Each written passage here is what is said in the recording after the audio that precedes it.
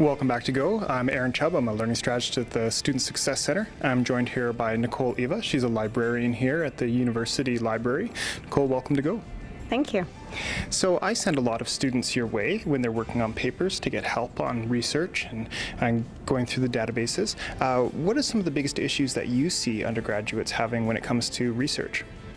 One problem is coming up with the right question. So being able to choose a topic that's not too broad or not too narrow and is actually researchable in a paper. Another one is coming up with the right keywords to search in the databases. So they're often thinking quite narrowly about the terms that they want to use, and they have to broaden the terminology that they use. So finding synonyms for topic words is very helpful to get good results from the databases. Okay. Have you seen any big changes in how students do research over the last 10 years?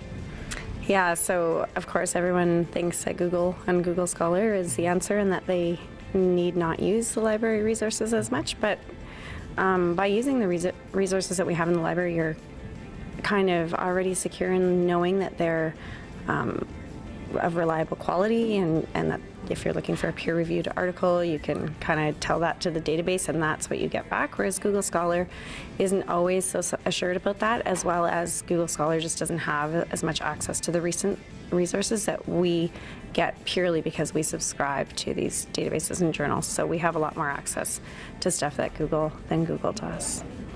Do you find that students have a fairly good grasp of which databases they can use for their field, or is that usually something that you're teaching students?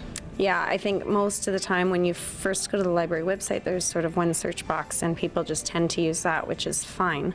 But when you're trying to get really in-depth in your research, it's much more useful to go to a specific database that's meant for your actual subject.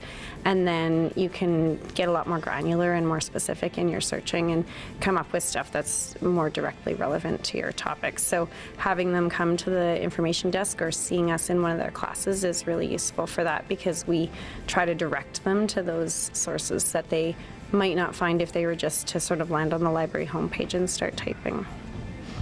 Now, Nicole, you had to go to school to do this job. You have a master's degree in library sciences. What is the most interesting thing that you find in this field, or where's your passion lie within library sciences?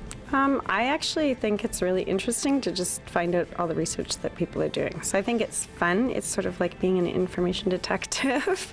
So I think it's really fun to just get a question and think, well, where could I find that information and how, and what could the answers be? So the fun part is finding this stuff. I think that's why I get the best part of the job, is helping people find the stuff, and then I get to send them away to do the actual work of writing. But the finding is fun for me, so I find it really intriguing to look for answers.